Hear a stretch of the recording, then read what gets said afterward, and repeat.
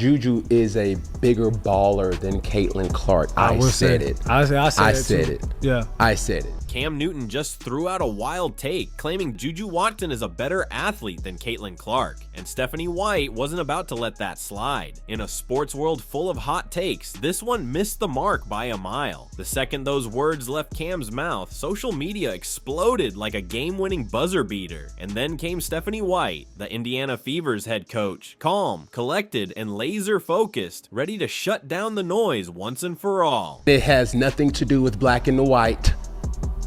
But the statistics say what everybody needs to be knowing. Yeah. Juju is a better athlete than Caitlin Clark. Yeah. This isn't just about Cam Newton tossing out a reckless take or a former MVP struggling to make a fair comparison. This is truth versus spin, leadership over noise, and facts against flash. We're breaking down everything. What Cam actually said, how Stephanie White shut it down, and why Caitlin Clark and the Fever are rewriting the WNBA narrative. This story is packed with receipts, rivalries, and a major reality check. Let's talk about how Stephanie White took control of the moment and reminded everyone who really runs the court. When Cam Newton speaks, people pay attention. He's a former NFL MVP, a Heisman winner, and a quarterback who's carried teams on his back. But having a big platform means your words come with consequences, and this time, Cam completely dropped the ball. Rivalries always equates to ratings. Yeah. There's more rivalries in men's sports. That's why the ratings are high. See, the thing about Juju, the thing about Paige is, it's not saying this is bad, but they're good girls.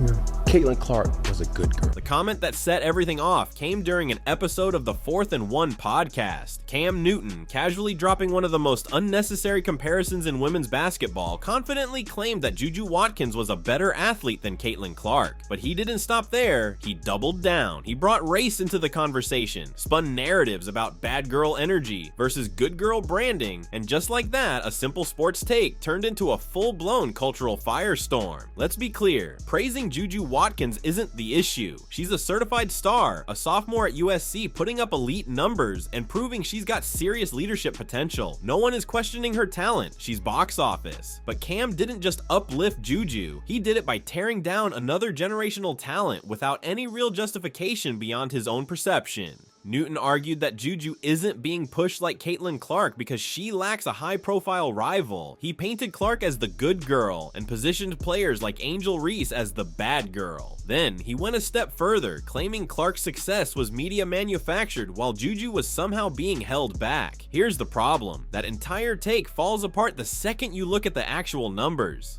Do believe Paige and Juju needs nemesis. They need somebody that will rival them. Yeah. To build up the anticipation. Done. Cause last year, done. That was it. It was like, bro, head to head. Iowa and South Carolina, done. LSU and Iowa, done. LSU and South Carolina, done. Like those were like moments and times where it's like, oh shit, I ain't Especially never really LSU seen and Iowa, sports boy. like that. Yeah. But thanks to the Caitlin Clarks of the world to have the skill set to match the anticipation of like, And yo, she Angel gonna Reese. drop 30. Yeah. Juju is also in that wave and that cloth that like I can drop 30 too.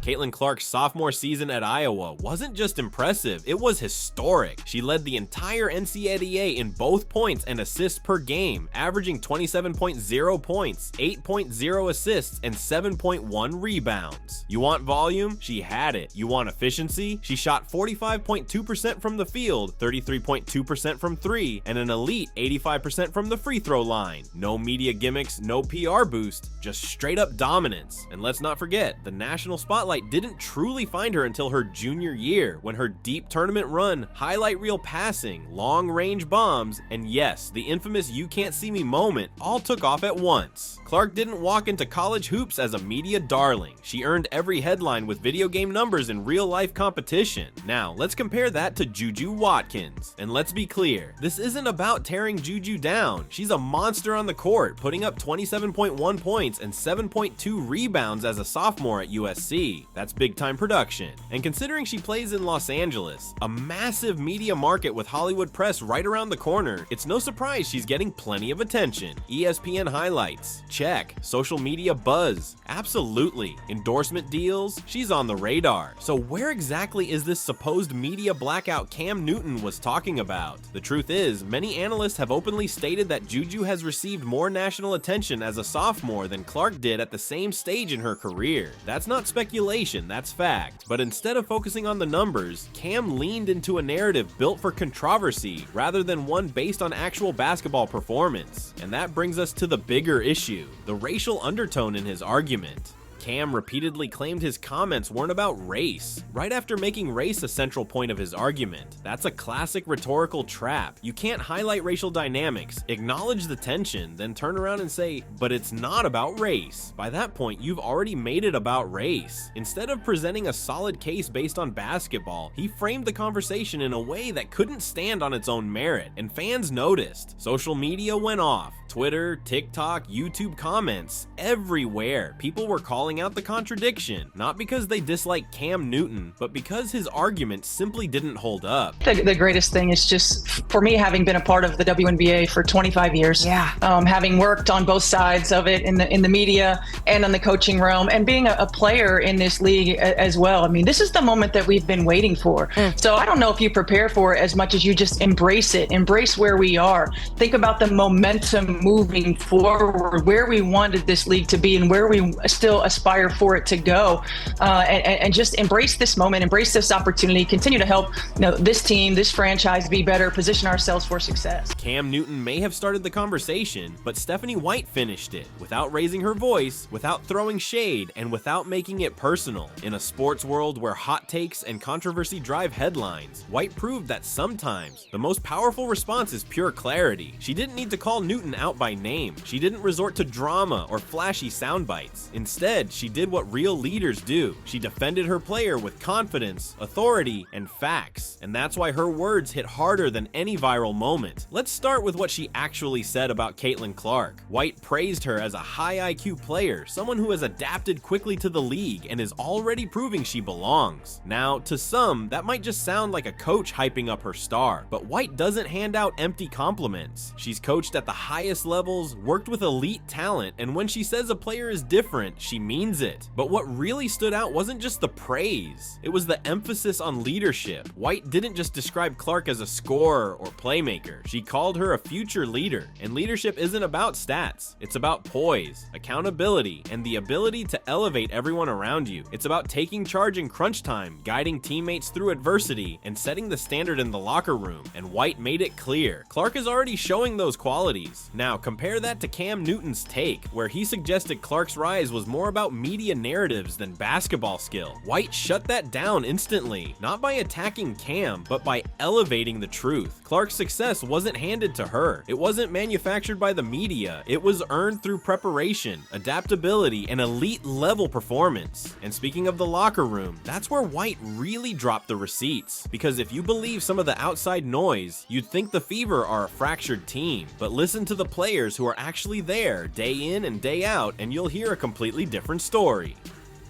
Take Lexi Hull, one of Clark's teammates. She didn't just dismiss the drama narrative, she destroyed it. Hull described Clark as someone who constantly lifts teammates up. If someone misses a shot, Clark is the first to encourage them. If the game gets intense, she's the one cracking jokes to keep the energy light. She's not just a leader because of her numbers, she's a leader because of her mindset. Erica Wheeler backed that up too. She said Clark never takes things too seriously and that their practices are filled with laughter, chemistry, and good energy. Her words, all we do is have fun with Caitlin Clark. And let's be clear, these aren't scripted PR statements. These are real-time accounts from teammates who live this every day. What they describe isn't tension, it's chemistry. It's the kind of culture teams dream of building. Meanwhile, outside the locker room, people like Cheryl Swoops are pushing a completely different narrative. She's suggesting players are unhappy, stirring up stories about drama that simply don't exist. The gap between perception and reality couldn't be wider. So why do these false stories keep popping up? Simple.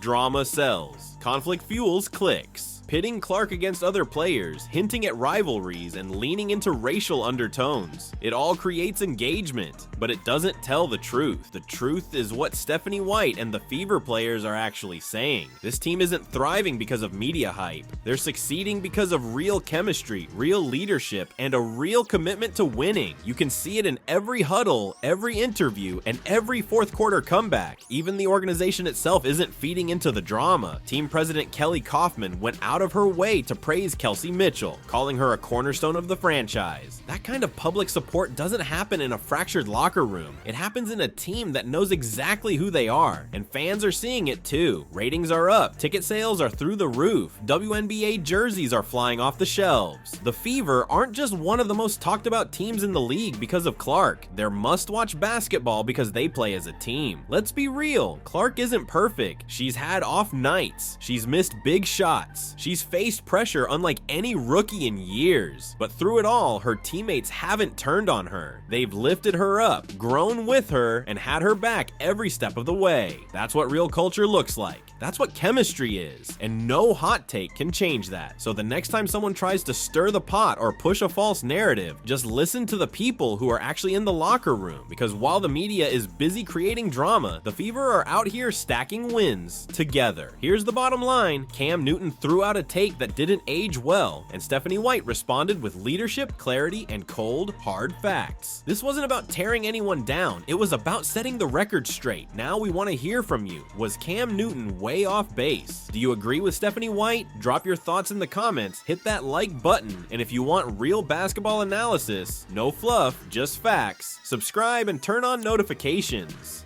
The WNBA is heating up, and we're just getting started. Let's run it.